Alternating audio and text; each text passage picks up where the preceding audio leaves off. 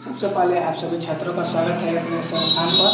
ये अपने संस्थान का जो चैनल है, इस माध्यम से जो है मैंने बोला था कि लाइव वीडियो चलेगी अपने क्लास के भौतिक विज्ञान का, जो सुचारू रूप से नियमित समय पर चल रहा है। आप लोग आकर के अधिक संख्या में इसका लाभ उठा सकते हैं। जैसा कि हमने कल बताया था कूलाम के नियम का, तो आज कूलाम के नियम के संबंध में जो प्रश्नों को पढ़ेंगे। तो एक प्रश्न है कि 0.2 माइक्रो कूलाम तथा 0.3 माइक्रो कूलाम आवेश से आवेशित दो गोले को एक दूसरे से 30 सेंटीमीटर की दूरी पर हवा में रखा गया है, उनके बीच विद्युत बल का परिमाण ज्ञात कीजिए। दो आवेश 1 और 2, ये दो गोले हो गए। इन दोनों गोले पर जो है, एक गोले पर Q1 आवेश और एक गोले पर Q2, यानी इस पर 0.2 माइक्रो कूलाम और इस पर 0.3 माइक्रो कूलाम आवेश दिया गया है। इन दोनों गोलों के बीच 30 सेंटीमीटर की दूरी है, यानी यहाँ की दूरी जो दिया है 30 सेंटीमीटर। क्या निकालना है? विद्युत वाहक बल का परिमाण, यानी पहला आवेश दे दिया है Q1 0.2 माइक्रो कूलाम, दूसरा आवेश दे दिया गया है Q2 यानी 0.3 माइक्रो कूलाम। अब हमको दिया है कि इनके बीच, यानी दोनों गोलों के बीच की जो दूरी है R, वो बराबर है 30 सेंटीमीटर की। ठीक है, इसको मीटर में बदल लेंगे। तो देखिए अब हमको निकालना है F यानी विद्युत बल का परिमाण। देखिए R यानी 1 सेंटीमीटर बराबर होता है 1/100 मीटर, तो 100 सेंटीमीटर बराबर 1/10 के पावर में 4 मीटर हो जाएगा। सॉरी, 100 सेंटीमीटर बराबर हो जाएगा 1 मीटर, क्योंकि 100 से इसमें गुणा करेंगे, 100 से इसमें भी गुणा कर देंगे। ठीक है, अब देखिए हमारा क्या गया, ये 30 सेंटीमीटर है ना।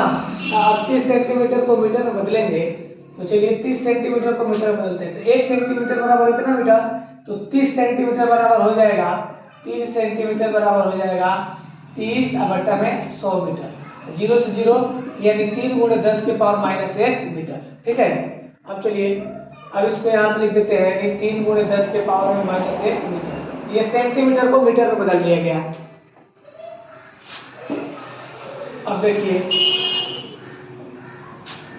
कूलाम का नियम, कूलाम के नियम से, कूलाम का नियम कहता है यह बराबर 1/4πε0 Q1 Q2 बटा में R²। 1/4πε0 एक नियतांक है जिसका मान क्या होता है 9 × 10 का पावर 9 न्यूटन मीटर स्क्वायर प्रति कूलाम का स्क्वायर। तो यहाँ रख देते हैं F बराबर 9 × 10 के पावर 9 न्यूटन मीटर स्क्वायर प्रति कूलाम स्क्वायर। Q1 आवेश का मान 0.2 माइक्रो कूलाम का मतलब कि 10 के पावर में -6। यहाँ पे भी 0.3 Q2 का मान दिया है, Q2 का जो मान यहाँ पे 0.3 रख दिए, गुणे माइक्रो के जगह पर रख देते हैं 10 के पावर -6 कूलाम। अब पूरे का बट्टा R², R का मान क्या दिया है 3 × 10 के पावर -1 का स्क्वायर। चलिए तो F बराबर 9 × 10 के पावर, देखिए ये सूत्र होता है मैथ में A का पावर m × A का पावर m बराबर A का पावर m में n को जोड़ देते हैं, तो 10 के पावर 9 में -6 और -6 को जोड़ देंगे, -6 -6 गुणे 0.2 को लिख सकते हैं 2, अब पूरे का बट्टा में 10, दशमलव के लिए 1, दशमलव के बाद 1 अंक है तो 1 0, 3 दशमलव के लिए 1 और 1 अंक है तो 1 0, पूरे का बट्टा 3 का स्क्वायर करेंगे 9, और 10 के पावर -1 है, अब 10 के पावर -1 यानी इसका स्क्वायर करेंगे तो 10 का पावर -2। चलिए इसको अब इधर बनाते हैं हम।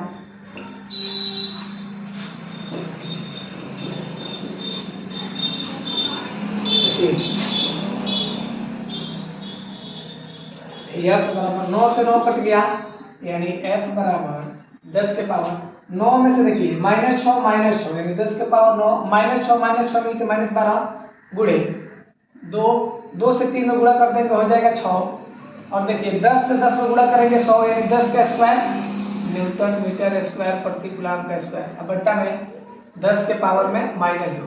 चलिए F बराबर 10 के पावर 9 में से -12 को घटाएंगे, 10 के पावर कितना है, सॉरी 10 के पावर में आ गया -3 गुणे 6, 10 के पावर में 2 प्लस में ऊपर जाएगा तो माइनस में, और 10 के पावर -2 ऊपर जाएगा तो 10 के पावर 2 न्यूटन। ठीक है, यानी F बराबर 10 के पावर -3 गुणे 6 गुणे 10, सॉरी देखिए हमने जो मैथ में अभी सूत्र बताया था A का पावर m गुणे A का पावर n बराबर A का पावर m प्लस n, इस सूत्र को हम जो है इसमें रखते हैं, तो F बराबर 10 के पावर -3 -2 और +2 अब गुणा में 6 न्यूटन, यानी F बराबर 6 गुणे -3 और -2 को जोड़ेंगे तो क्या आ जाएगा 10 के पावर -5 और +2 न्यूटन।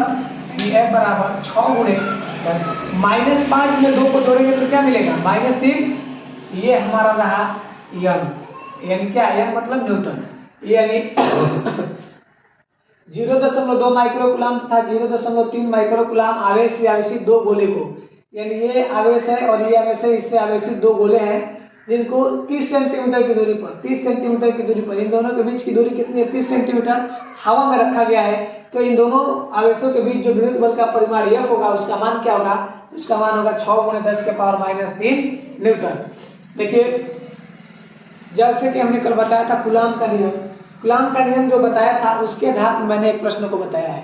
जस्ट इसके अगले वीडियो में मैं एक दूसरा वीडियो अपलोड करूंगा कूलाम के नियम से संबंधित, उसमें कूलाम के नियम की क्या सीमा है, यानी कहाँ तक ये काम करता है, क्या परिसीमा है, इससे क्या फायदे हैं, क्या नुकसान है, इन सभी चीज़ों के बारे में बताया जाएगा कल।